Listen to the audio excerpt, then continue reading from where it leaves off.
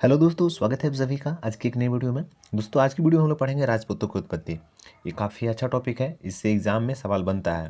तो चलिए स्टार्ट करते हैं। और इसके पिछले वीडियो में हम लोग थोड़ा सा चंदावार युद्ध के बारे में, तराइन का प्रथम युद्ध, तराइन का द्वितीय युद्ध, ये सब हम लोग पढ़े थे।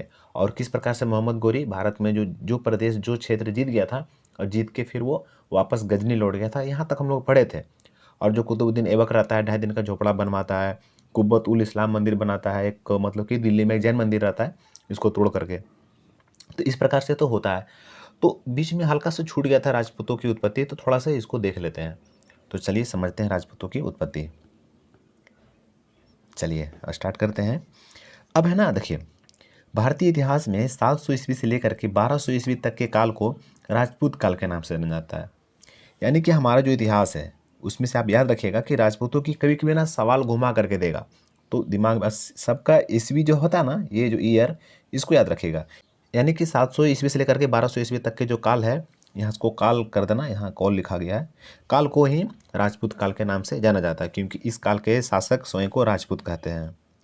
तो यानी कि इस समय के जो भी राजा महाराजा अपने आप को कहते हैं कि हम राजपूत हैं, इस प्रकार से। और राजपूत कौन था, इसमें बहुत ज़्यादा कन्फ्यूजन है लोगों को, किसी को कुछ समझ में नहीं आया। तो इसीलिए दो सिद्धांत है राजपूत की उत्पत्ति का। एक हमारा है देसी उत्पत्ति का सिद्धांत और दूसरा है विदेशी उत्पत्ति का सिद्धांत। तो दोनों सिद्धांत के हम लोग देख लेते हैं अभी तुरंत। तो चलिए समझते हैं देसी उत्पत्ति का सिद्धांत। तो बहुत सारे विद्वान का मानना है ना कि जो राजपूत है ना, वो क्षत्रिय के वंशज है। और यानी कि जो वंशज जो क्षत्रिय पहले से था उसी का वंशज है, कि बाहर से नहीं आया, इंडिया से बाहर का नहीं है। और इसका उत्पत्ति भारत में ही हुआ था और वो राजपूत अभी भी है, ऐसा माना जाता है। एक बुक है पृथ्वीराज रासो। जो पृथ्वीराज रासो के जो रचनाकार है ना, उनका नाम है चंद्रबरदाई।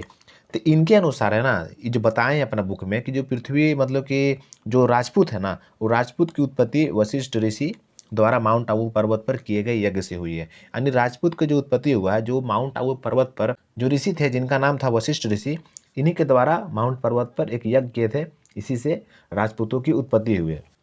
जो राजपूत निकले अग्निकुंड से, तो 4 प्रकार के राजपूत निकले। एक हमारा हो गया प्रतिहार, फिर है परमार, चौहान और चालुक्य। और इन चारों को अग्निकुंडीय क्षत्रिय कहते हैं। तब चारों नाम याद रखिएगा, प्रतिहार, परमार, चौहान और चालुक्य। अब आगे देखते हैं, समझते हैं। अब विदेशी उत्पत्ति का सिद्धांत क्या कहता है, अब इसको समझिए कि विदेशी उत्पत्ति का सिद्धांत आखिर कहता क्या है।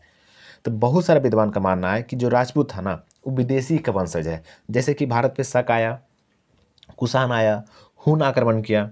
आपको मालूम होगा हुन बहुत परेशान करता था, चीन को भी परेशान किया था, तो हुन भी आया। तो इस प्रकार से बोला कि वो लोग भी अपने आप को भी कहता था कि हम राजपूत ही है। तो इसलिए बहुत सारे विद्वान का मानना है कि जो राजपूत है वो विदेशी शासक के ही वंशज है।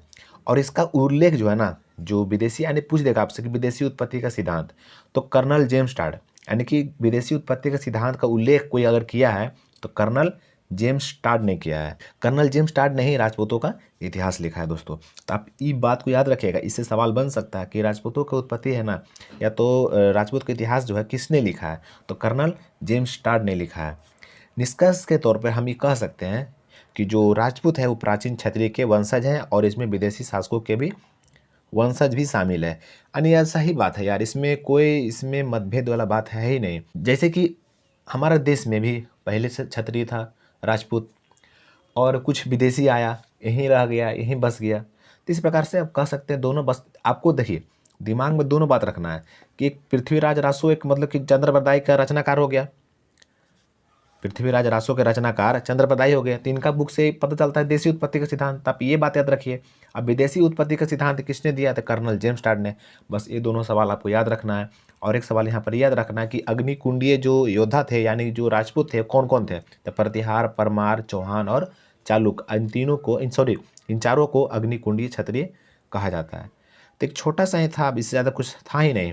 और हम लोग अगला वीडियो में हम लोग स्टार्ट करेंगे गुलाम वंश के बारे में, जो 1206 से लेकर के 1290 तक चलेगा। और उसमें से जो गुलाम वंश स्टार्ट करेंगे उसमें हम लोग स्पेशली कुतुबुद्दीन ऐबक के बारे में पढ़ेंगे, जो कि उनका काल है 1206 से 1210 तक। तो दोस्तों अगर वीडियो पसंद आए तो वीडियो को लाइक कर देना, शेयर कर देना, अगर नए हो चैनल पर तो चैनल को भी सब्सक्राइब कर देना। तो ठीक है दोस्तों, हम लोग मिलते हैं अगले वीडियो में।